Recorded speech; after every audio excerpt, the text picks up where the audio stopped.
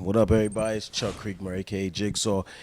We're allhiphop.com, and we're here with none other than Prodigy from Mobb Deep. What's going on? Bro. It's good with you.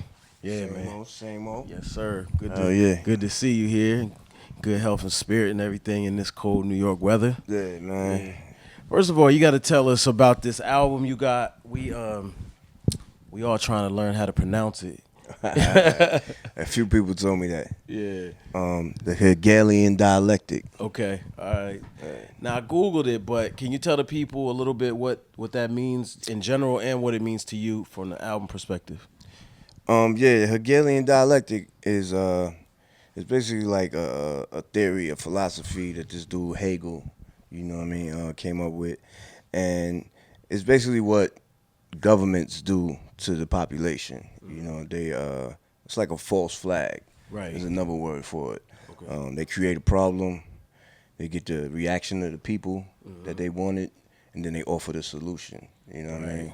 But they can only get to that end result solution if they created the problem. Like, you know what I mean? So it's basically like a false flag. You know what I mean? Okay. Yeah. So, how does that relate to the album, the music, the content? All right, so, growing up in hip hop, in the beginning stages of everything in my career, I'm from Hempstead, Long Island, and me growing up, it was a lot of gods and earths, and people had knowledge of self and reading the 120 lessons and the Nation of Islam and all that type of stuff. And that was like a big thing back in the days when I was a kid. Like KRS One, Rakim, Public Enemy, they would all talk about it in their songs. So it was something I was interested in, and I grew up with a lot of the gods, and I would ask them like, I want to learn, you know what I mean? I want to learn the 120, so they would give me the lessons, and I would learn, and I would cut out of school. I had a group of friends. We would cut out of school, go to the Brooklyn Library on Eastern Parkway, or go to the library in Manhattan, and just research what we were learning. Right. You know what I mean? So basically, we was cutting out of school, going to real school. Like, you know what I mean? Just learning about like our Black history and the stuff that they don't teach in the actual school system.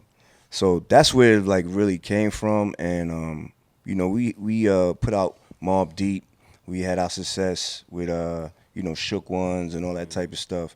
So at the same time as we got Shook Ones popping, Survival of the Fittest, the Infamous album, I was learning all of this information, and I had got to the point where I was learning so much, it was hard for me not to put it in my music. Right. You know what I mean? And I was learning that, when you learn a certain type of information that's able to, help somebody improve their life or help save somebody's soul, just by, little things like diet, health, lifestyle, just certain spiritual things, the way you could change your mind for a more positive, way of life and stuff like that. I learned that, withholding that type of information from people, that's like a sin in itself. I grew up, watching these other hip hop artists, come up and do their thing, and I wanted to put what I was knowing in my music, but I didn't want to turn off the fans. Yeah. So I figured, I created this plan. I was like, all right, you know what? I'm going to drop a seed in a song. Just plant a seed in people's head. And later on down the line, years later, they'll probably get it. You know what I mean? So that's when I put it in the song, Illuminati want your mind, soul, and your body. You know what I'm saying? Want my mind, soul, and my body.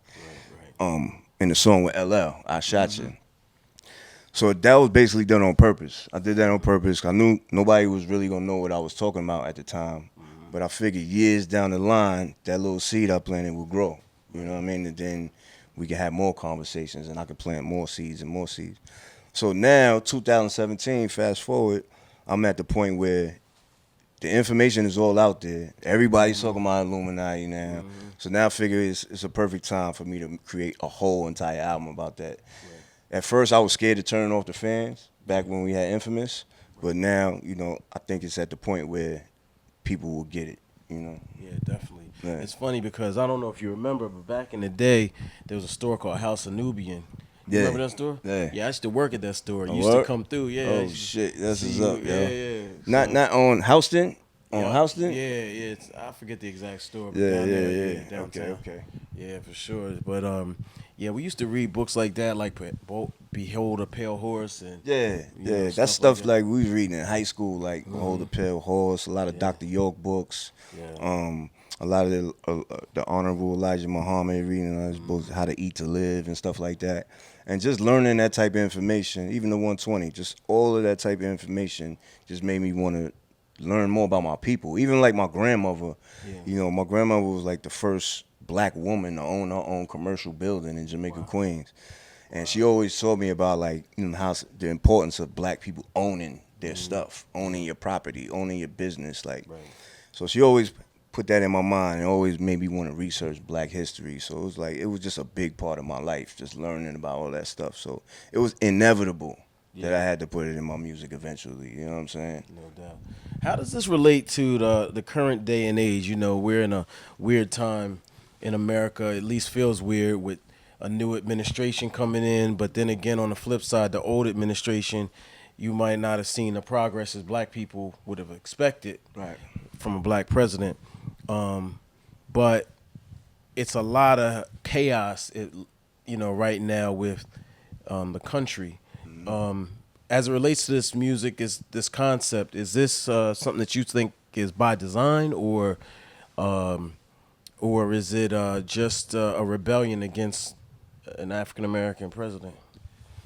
Um, I think that the world was already set up. It's already set up like that. Like you know Mm-hmm. what I mean. The way they got the system set up in the country, the way this country was built Mm-hmm. off of slavery and warfare, you Mm-hmm. know, genocide. Like this country was built on genocide, slavery, warfare, and the annihilation of indigenous people, Mm-hmm. and the use of indigenous people to build the country. Like Right. yeah, I think it's already there in place. I think that due to social media, due to a lot of the information being out there more than ever because of the internet, there's a lot of people who are just enraged. Like you know what I'm Mm-hmm. saying? They're really angry. They're really frustrated. They're really confused. A lot of the Mm-hmm. information is confusing on the Mm-hmm. internet. It's so Yeah. much different. Everybody got an opinion. Right. Everybody got a video, and they think they know what they talking about. Like you know what I mean? So it's confusing for young people Yeah. because it's not like back in the days when I was coming up. There was no internet. You had to go research in the library. You had to, you know when things are factual and when it's not. Right. So it's like in this era, in this day and age, it's hard for people to separate what's real and what's opinion. What's you know what I mean? Yeah. It's hard to like assimilate fact from fiction. Yeah. Like you know what I mean? So. Mm-hmm. I think that in today's climate with the politics and everything, I just think it's in a I think the world is in a good place right now because there's a lot of people that's not having it. Like they Mm-hmm. questioning everything. Right. They rebelling against things. They like, nah. You know what I'm Yeah. Yeah. saying? They Yeah. like, nah, we're not having that. We don't want that. You know what I mean? We want change.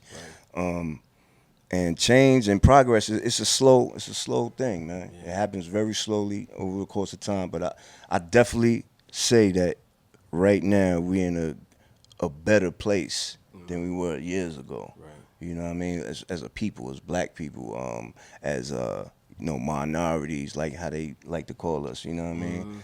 Mm-hmm. But we are the majority in the world. You Yeah. know what I mean? But I think it's a good space because right now, we're able to be vocal. Mm-hmm. We're able to make a lot of money. Mm-hmm. You know what I mean? For those that can, we're able to make a lot of money and be vocal and we're able to be seen on Right. TV, on the internet. So, a lot of stuff can't hide anymore. A lot of stuff is gonna be out in the open. These conversations are out in the open. Twitter, Instagram, like, you know what I mean? Social media, like it's everywhere. So the conversation is opening up now more than ever. You Yeah. know what I mean? And people are able to voice their opinion and how they feel more than ever before in history. You know what I Okay. mean? As it relates to the content on the new album, do you feel like it'll be received? Because right now, even hip hop is going through a lot of changes. People seem to be wanting to dumb it down a lot more. You got mumble rap, etc.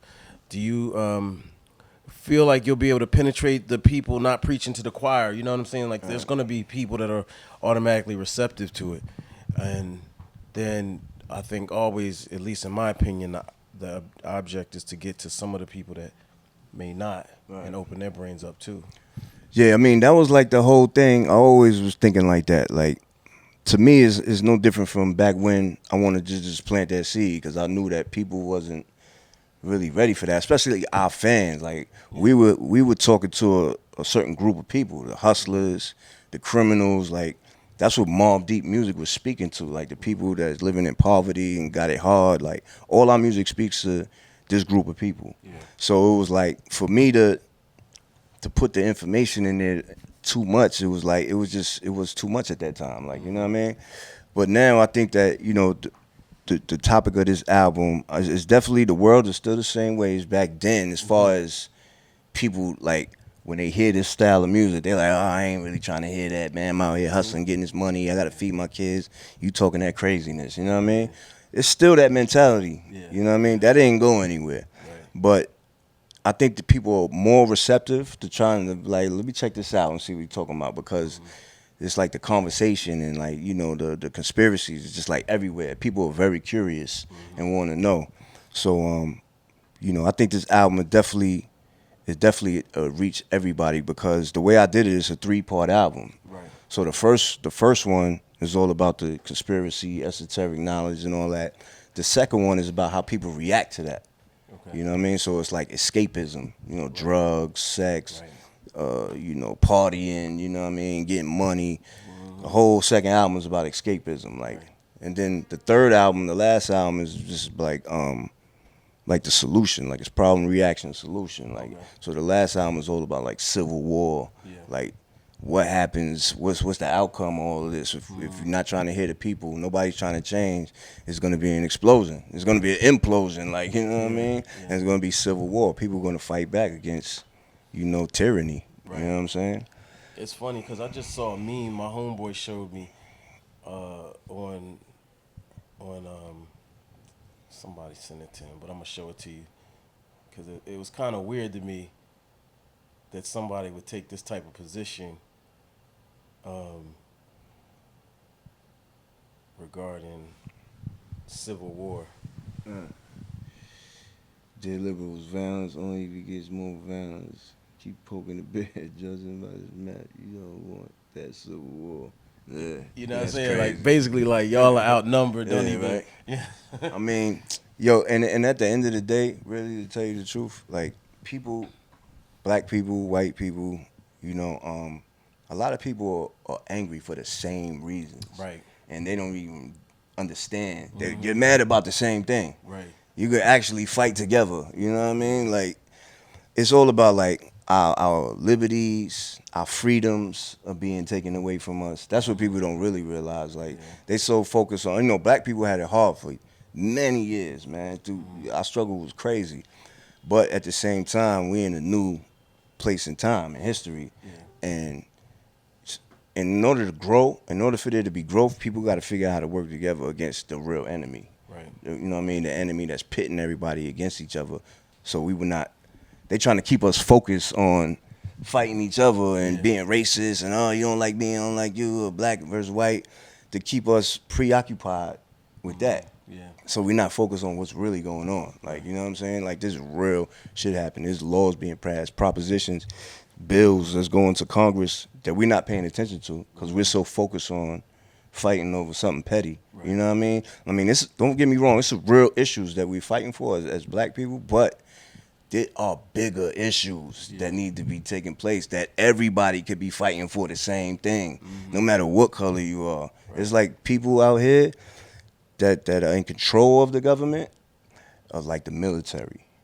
You know what I mean? The military-industrial complex, the banking system, these big major corporations. But it's really the banking system, the foreign bankers that control the monetary system in this country and around the world, and the military. That's their bodyguards. That's their security for the banks.